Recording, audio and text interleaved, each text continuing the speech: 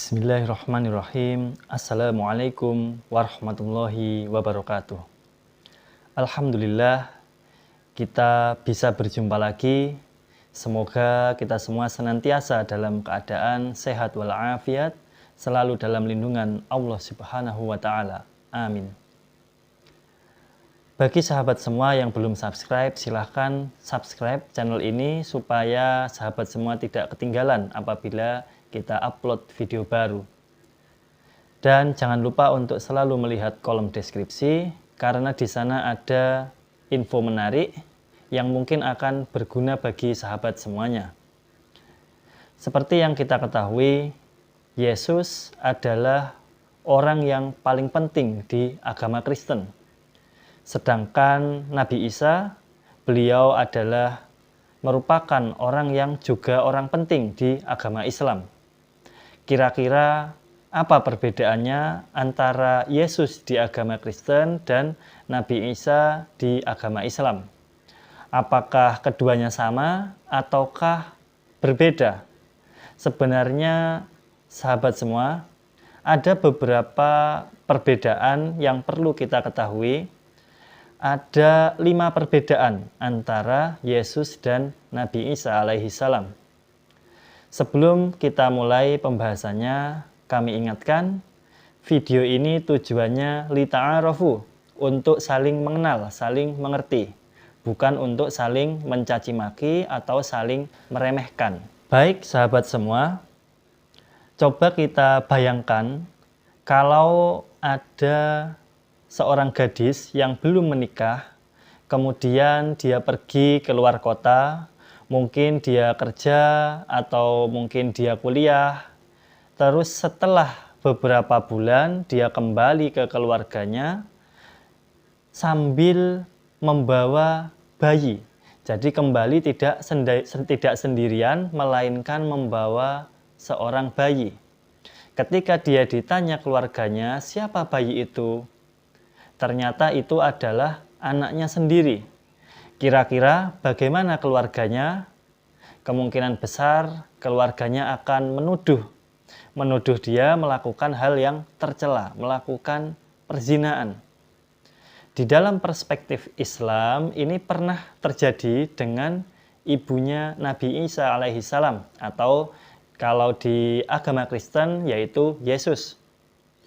Saat itu ketika Maryam kembali ke keluarganya membawa Nabi Isa, beliau gendong, saat itu masih bayi dan keluarganya sangat kaget. Kok bisa Maryam datang membawa anak dan itu anaknya sendiri, padahal Maryam saat itu belum menikah. Ayah dan ibunya itu orang yang soleh.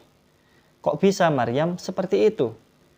Bisa dibayangkan betapa sakitnya hati Maryam karena dituduh seperti itu. Oleh karena itu Allah Subhanahu wa taala perintahkan kepada Nabi Isa atau Yesus untuk berbicara. Waktu masih bayi, saat itu masih bayi, umurnya masih beberapa minggu, diperintahkan oleh Allah, maka kun fayakun, seorang bayi bisa berbicara dan mengatakan saya adalah hamba Allah dan Allah menjadikan saya nabi dan memberikan saya Alkitab yaitu Injil. Sahabat semuanya, itu tadi dari perspektif Islam dan itu adalah perbedaan yang pertama karena di agama Kristen Nabi Isa atau Yesus itu tidak berbicara saat masih bayi. Baik, mari kita lanjutkan ke perbedaan yang kedua. Adakah dari sahabat di sini yang pernah ke gereja? Kalau ada yang pernah, pasti di gereja manapun, pasti ada, selalu ada simbol yang sangat terkenal, simbol yang sangat disukai saudara yang beragama Kristen. Pasti sahabat semuanya sudah tahu, yaitu adalah simbol salib. Karena di perspektif Kristen, Yesus telah disalibkan oleh orang yang membenci dakwahnya atau membenci ajarannya. Jadi simbol tersebut yang menjelaskan kalau Yesus menyerahkan nyawanya demi umat Kristen. Sementara di Islam berbeda. Nabi Isa atau Yesus tidak disalibkan sama sekali. Dalam perspektif Islam, yang disalibkan bukan Nabi Isa, melainkan yang disalibkan itu adalah orang yang wajahnya dimiripkan dengan beliau. Siapa yang memiripkan? Yang memiripkan adalah Allah Subhanahu wa Ta'ala. Allah Subhanahu wa Ta'ala berfirman di dalam Quran surat An-Nisa ayat 157 yang bunyinya, kita baca saja bersama-sama karena mohon maaf saya belum hafal, jadi kita baca saja bersama-sama. A'udzubillahi minasyaitonirrajim. Bismillahirrahmanirrahim. Wa qawlihim inna qatalnal masiha Isa ibn Maryam Rasulullah wa ma qataluhu wa ma salabuhu walakin syubbiha lahum wa innal ladzina ikhtalafu fihi lafi syakkim minh ma lahum bihi min ilmin illa ittiba'ad dhanni wa ma qataluhu yaqina. Shadaqallahul adzim. Dan karena ucapan mereka, sesungguhnya kami telah membunuh Al-Masih Isa putra Maryam, Rasul Allah, padahal mereka tidak membunuhnya dan tidak pula menyalibnya. Tetapi yang mereka bunuh adalah orang yang diserupakan dengan Isa. Sesungguhnya mereka yang berselisih pendapat tentang pembunuhan Isa selalu dalam keraguan-raguan tentang yang dibunuh itu. Mereka benar-benar tidak tahu siapa sebenarnya yang dibunuh itu, melainkan mengikuti prasangka belaka. Jadi mereka tidak yakin telah membunuhnya. Jadi itu tadi ayatnya, surat An-Nisa ayat 157, di situ menjelaskan bahwa sebenarnya yang dibunuh itu siapa, mereka masih ragu-ragu. Kemudian perbedaan yang ketiga adalah Trinitas. Ini adalah perbedaan yang paling terkenal antara agama Kristen dan agama Islam. Di agama Kristen mereka percaya bahwa Tuhan itu satu, tetapi Tuhan punya 3 pribadi.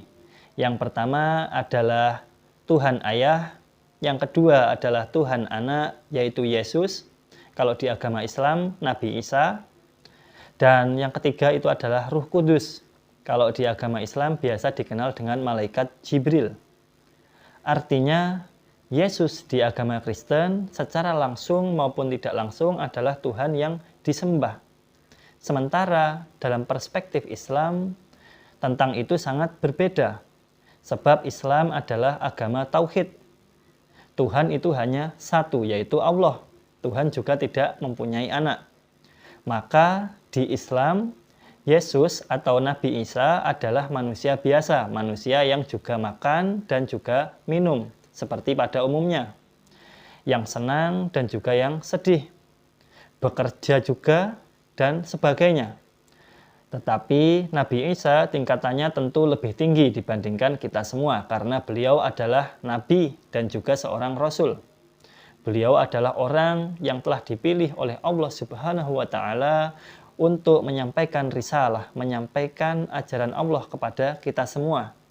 Dalam agama Islam, Nabi Isa tidak boleh disembah. Baik, sekarang perbedaan yang keempat. Mungkin sahabat semua pernah mendengar atau membaca kalau Nabi Isa atau Yesus akan datang lagi ke dunia ini.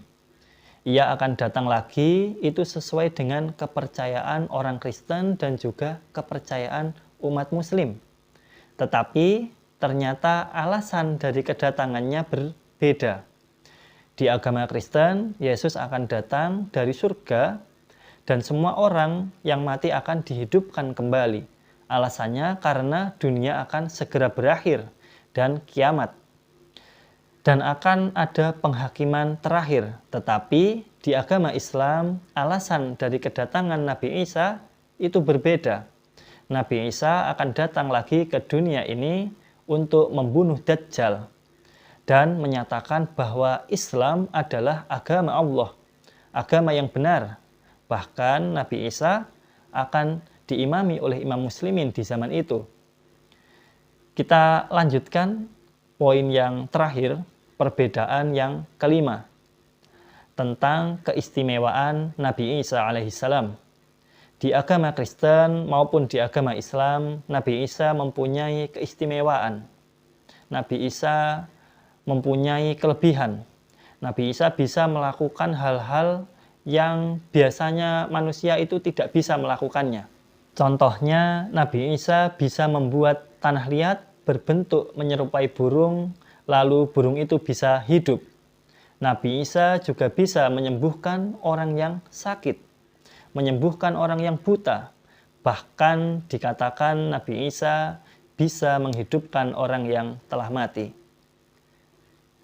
Nabi Isa juga bisa tahu rahasia orang lain. Misalnya kita simpan uang di rumah, Nabi Isa tanpa kita beritahu, beliau bisa mengetahui kita menyimpan uang berapa. Di agama Kristen, Yesus melakukan semua itu untuk membuktikan bahwa dia anak Tuhan. Seperti itu keyakinan dari umat Kristen.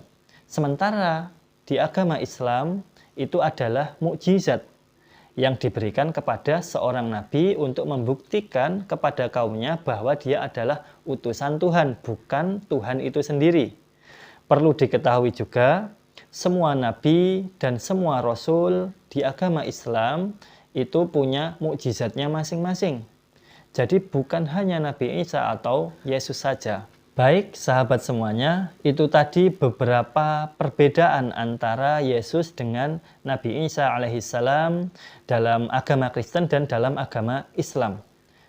Terima kasih sudah menonton video ini sampai akhir.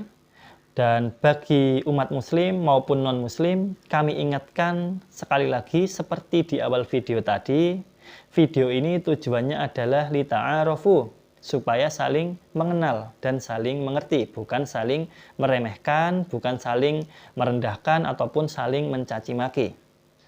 Sebelum kami tutup, kami ingatkan sahabat semuanya untuk selalu melihat kolom deskripsi, karena di sana ada info menarik yang mungkin akan berguna bagi sahabat semuanya. Akhirul kalam, al-afwu minni, syukran kasiron, wassalamualaikum warahmatullahi wabarakatuh.